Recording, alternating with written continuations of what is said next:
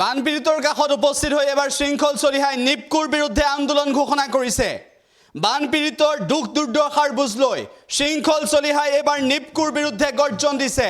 এই মুহূৰ্তত আমি আপোনালোকক দেখুৱাইছো আজি বানপীড়িতৰ কাষত লখিমপুৰৰ বানপীড়িতৰ কাষত উপস্থিত হৈছিল শৃংখল চলিহা। শৃংখল চলিহা উপস্থিত হৈছিল, বীৰ লাচিত সেনা উপস্থিত হৈছিল। এবাৰ নিপকুৰ বিৰুদ্ধে গৰজি উঠিছে। উল্লেখ্য যে দুৰ্বিষহ জীৱন আৰম্ভ হৈছে এক প্ৰকাৰ। বানপীড়িতৰ লখিমপুৰৰ বিভিন্ন প্ৰান্ত জলমগ্ন হৈ পৰিছে। ইয়াৰ পিছত হাহাকাৰ অৱস্থা আৰু সেই সময়তে লখিমপুৰত বীৰ লাচিত সেনাৰ নেতা শৃংখল চলিহা উপস্থিত হৈছিল আৰু এনেদৰে এবাৰ নিপকুৰ বিৰুদ্ধে আন্দোলন ঘোষণা কৰিছে। শেহতীয়াভাৱে আজাদ চৌধুৰীৰ বিৰুদ্ধে আন্দোলন আছিল আৰু সেই আন্দোলনৰ পৰৱৰ্তী সময়ত এবাৰ নিপকুৰ বিৰুদ্ধে আন্দোলন আৰম্ভ হ'ব। নিপকুৰ বিৰুদ্ধে শৃংখল চলিহাই কি কৰিব, বীৰ লাচিত সেনাই কি কৰিব, সেই সন্দৰ্ভত তেওঁলোকে মন্তব্য কৰিছে।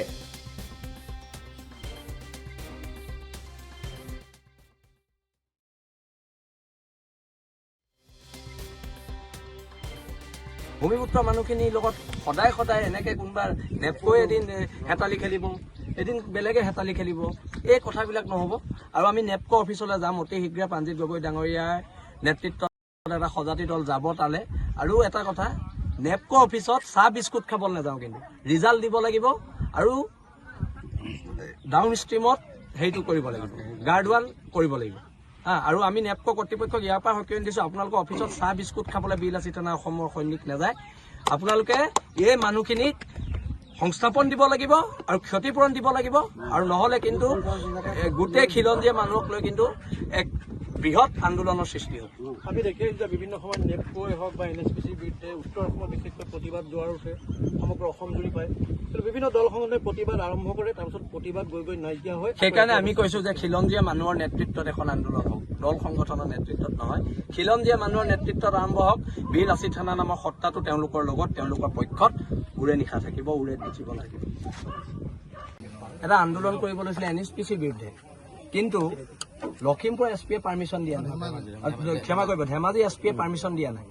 এতিয়া কথাটো হৈছে যে খিলঞ্জীয়া মানুহে নিজৰ অধিকাৰ ৰাজপথত সাব্যস্ত কৰোঁতে কোনোবা SPয়ে ধমকি লগাব, এই কথাটো কিন্তু সহ্য কৰা নহ'ব। আৰু নামনি সোৱণশিৰি নৈপৰীয়া গাঁও সুৰক্ষা সমিতিৰ যি আন্দোলন হ'ব, বীৰ লাচিত সেনাই তাত সহযোগ কৰিব। আৰু ইয়াৰ পৰাই ধেমাজি প্ৰশাসনক সকীয়াই দিছোঁ, গণতান্ত্ৰিক ব্যৱস্থাটোক আপোনালোকে ভৰিৰে মোহাৰি নস্যাৎ কৰিবলৈ চেষ্টা নকৰিব, এইবিলাক সহ্য কৰা নহ'ব। আৰু পুনৰ আমি এখন সুৰক্ষা সমিতিৰ লগত আমি আছোঁ। বীৰ লাচিত সেনা অসমৰ প্ৰত্যেক সৈনিক আছে।